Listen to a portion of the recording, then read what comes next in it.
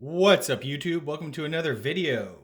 Today is Friday, April 21st, 2023, and it's been a while since I put out a video, so I lots to discuss. Hope you guys are ready to tune in.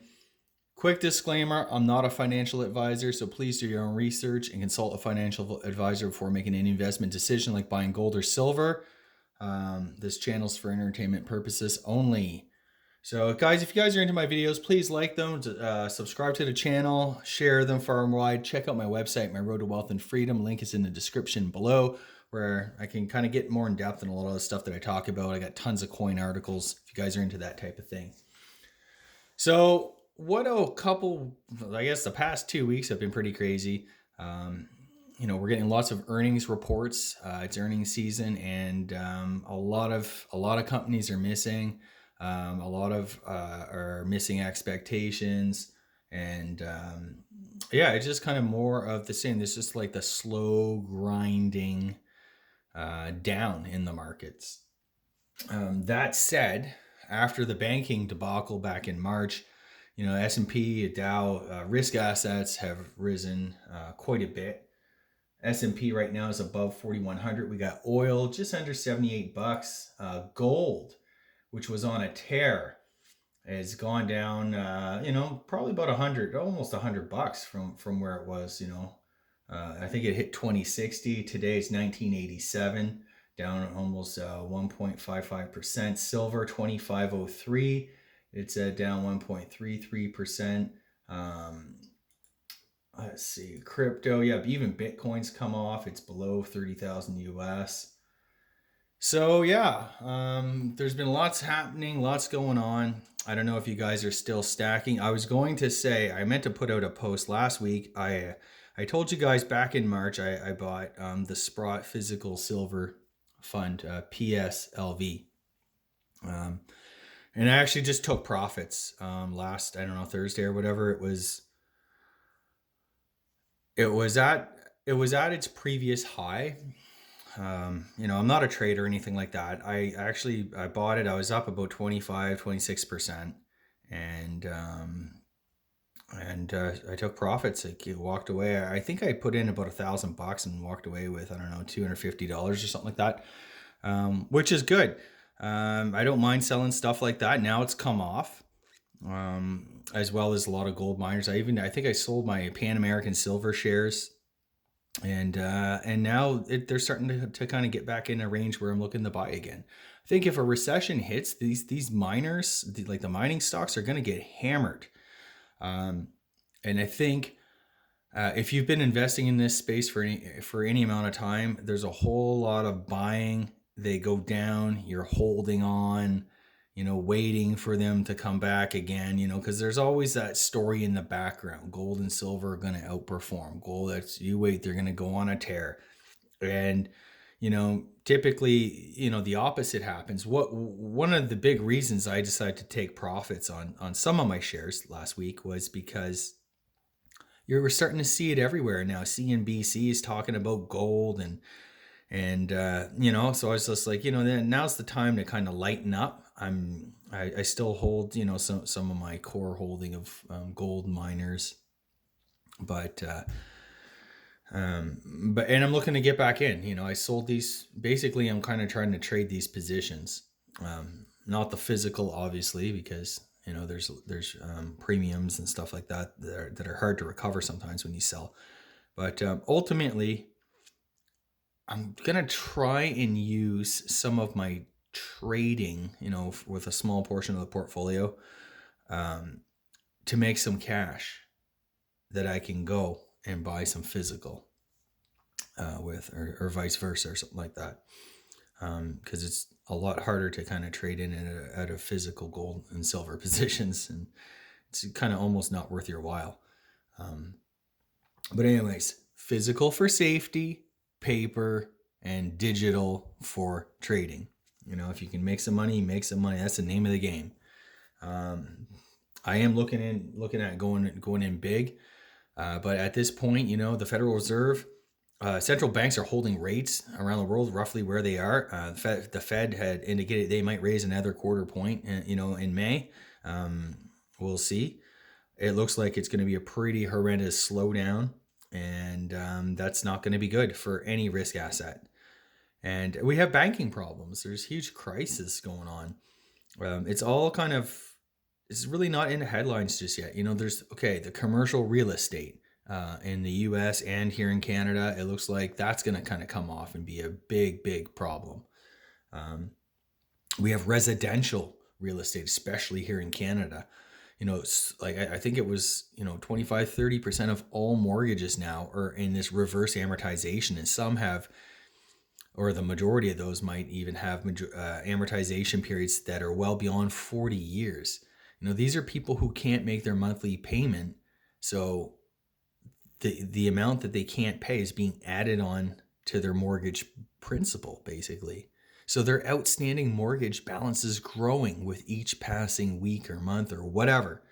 I just don't see how that's going to really be that sustainable. They're just kind of prolonging the pain and trying to delay the day of reckoning. And when that day of reckoning comes, it's going to be a complete mess. So, things might not turn around and pretty soon. I mean, if you're paying for a house and all of a sudden your mortgage balance is getting bigger each month, you might be able to get away with that for maybe a year, maybe a year and a half. Yeah, hell, maybe even 2. But sooner or later, you're starting to wake up and you realize that even if they do lower interest rates, who's to say they go back to 0? Maybe they will, maybe they won't. But let's assume they go back to whatever they were, to the mortgages, I don't know, variable rates were 1.52% or something like that. Well, now you have a massively larger outstanding balance. And what's that going to do to your monthly payment? More. The situation that would cause central banks to dramatically cut rates is, job losses, a massive recession. That's, negative for household incomes and, for the homes, for the households who were already teetering on the brink, who were already struggling with high inflation, higher interest rates, because they got into debt, they gorged on debt, bought too much, whatever the story is. These people are going to get killed, and I don't think they're going to be able to hide it anymore. You're going to see tons of foreclosures. You're going to see for sale signs. Bank earnings are going to get walloped, and there is serious risk. So, all by way of saying, I'm like a broken record on this channel. How am I playing this whole thing? I didn't get involved in the craziness of 2021 and 22. I sold large positions of my stocks. I paid down debt. We're now mortgage free. We're completely debt free. We have cash investments and safe, like money market and T-bills, that type of thing. We have physical gold and silver, as you guys have seen on this channel. And our equity, we're kind of equity light. And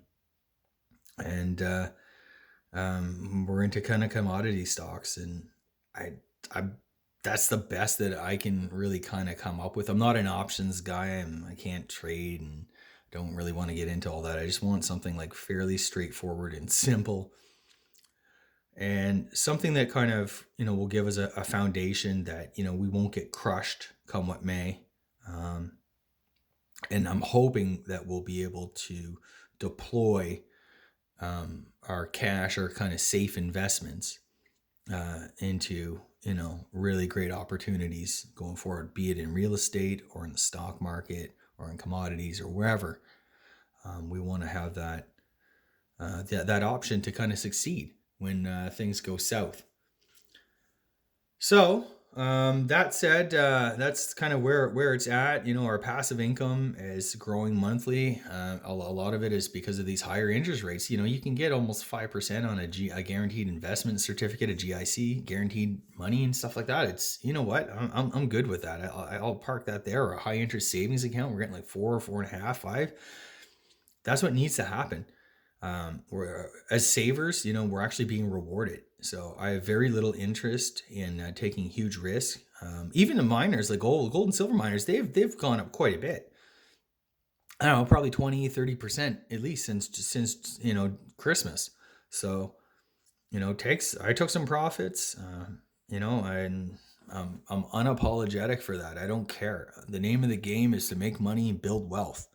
And however you measure your wealth, whether it's in dollars, whether it's in gold or silver ounces or whatever, the more dollars that you have to buy this stuff or to get yourself out of debt or to make further, to trade the markets basically, um, especially like if you've, watched, the behavior in these gold and silver markets, there's lots of opportunity, and it's just about being patient and not being afraid to take profits. And it was hard for me, because in the back of your mind, you always think, oh, it's going to go higher, it's going to go higher. But, you know, you have to have realistic, rational expectations. If I buy something and it goes up 25, 30%, like in the span of a month, I'm going to take some profits on that.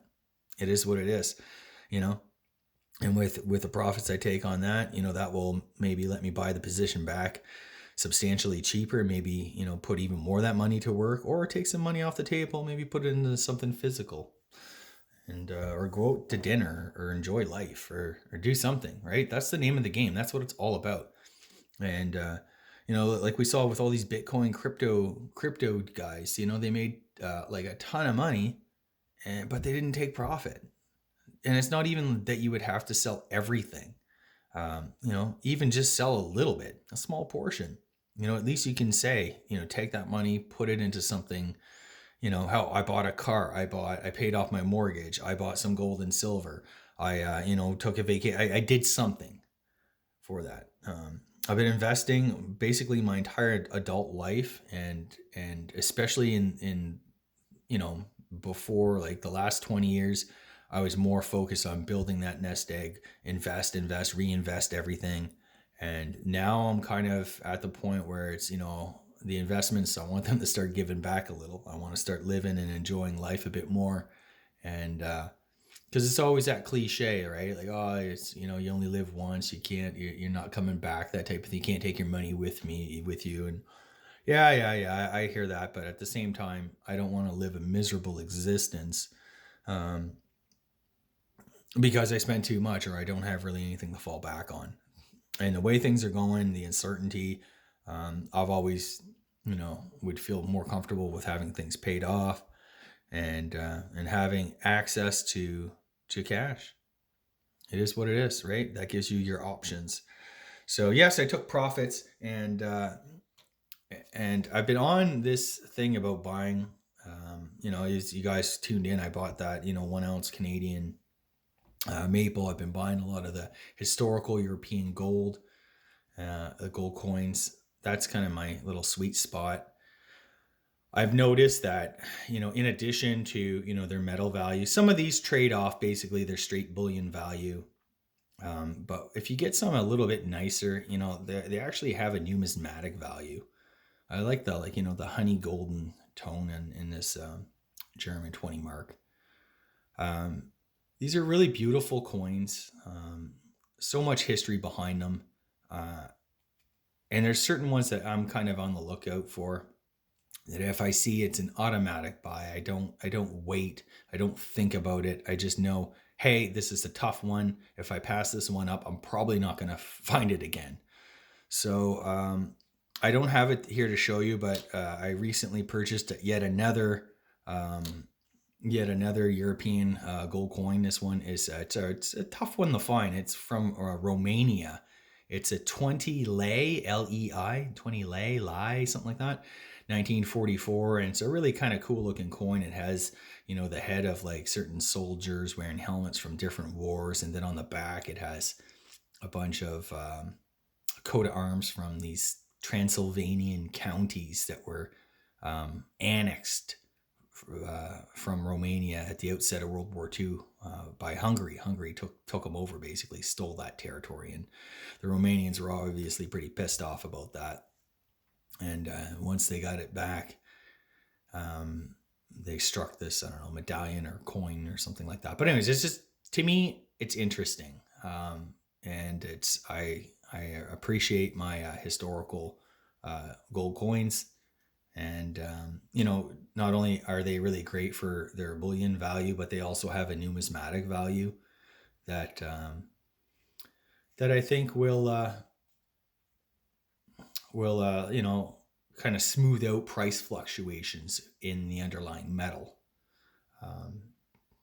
So that's kind of where I decided to put a little bit of money. Yeah, I hadn't purchased any gold this month, or any coins or anything like that. Last month, I showed you guys I got some of that junk silver and some gold coins. I've been kind of like easing off. I haven't really been, buying anything. And it just so happened this thing came up at my LCS, and it was one of those automatic buy type things. So I just buy it and I figure out how to pay for it afterwards. So that said, I was happy to, I'll show it off next week when I get it. And that's another reason, like, there you go. So I'm taking profits in my, paper metal, and I'm actually, able to turn that into something historical, unique, and gold, physical, real. And that's kind of, I guess, how that sort of trade went. Doesn't always work out that way, but I'd like to try to do a bit more of that, because, to be honest, inflation's hitting all of our wallets. I look at our monthly expenses, and if you're a family of four, expenses are through the roof. There's inflation everywhere. You get your insurance, it's up 10-15% every year at least. Groceries have been, they've been saying the grocery prices are starting to come down, and that's maybe we're moving into some sort of seasonality now that, you can get things for a little bit cheaper, but it's still massively, massively expensive, to go to the grocery store now. And, of course, energy, Canada, we have such a fantastic government that they decided to raise this carbon tax on everyone. So our electricity bills, our natural gas bills, our gasoline for our cars, all of that stuff is basically costing at all-time highs. Like the expense, it's, our gas, I don't know, we go by liters, it's I don't know, last I checked, $1.56 or something like that. Like, it's just keeps getting more and more expensive. And these carbon tax, they saw the government was declaring, here's your climate incentive, you get a little bit of money back. For a family of four, you're going to get this. And they try to make it look like it's a handout, like they're helping you out, they're giving you some extra money to help with your bills, but they're really not. We've paid in more in this BS carbon tax, as far as I'm concerned, than we ever get back. And it's just one more subtle, hidden tax that's affecting all of us. Our standard of living is being eroded, and that's not to be dramatic. That's just true. That's just facts. If you look at your average monthly bill, and most people just put everything on credit cards, so it's really easy to go back and look at what you're spending on groceries, what your cost of living is. You just sort through, piles of credit card things. You can go back, I don't know, like 7-8 years on some credit card websites and that, and see what all your bills were. And you can kind of look in, and it's like, hey, my grocery bills were, $1,000 a month. Now they're $3,000 a month or whatever. Our standard of living is declining. You're not able to buy the things you once did, or you're having to like substitute, lower quality foods, perhaps. Maybe you're shopping at discount retailers now. It's just a step down in our standard of living, and that's what these government policies do. They stifle the middle class, and it really affects everybody. But anyways, I'm not going to get into a big preaching, sermon on that. That's just kind of, what I see, what I'm feeling personally. And, I'm not like super well off, but I feel like if I'm feeling it, there's a lot of people in a lot worse shape that are probably really feeling it. And that's sad. We're a wealthy nation. There's no there's no need for us to be paying these exorbitant prices for commodities that we have in abundance in this country. And we have so much natural gas, it's insane. We have tons of oil. We have tons of minerals. We have tons of agricultural products. You know, when will Canadians wake up and realize that, you know, there is a way to responsibly develop our natural resources and to improve the quality of life for all Canadians? That's all I'll say. Hope you enjoyed the video. Once again, like, subscribe, share it far and wide, especially if you're a Canadian, American, anyone who cares about, you know, these crazy governments and central banks. Also, check out my website. I do appreciate the support. Every little hit I get on that website helps the stats. It helps me. It helps our community. So I appreciate all that. Take care.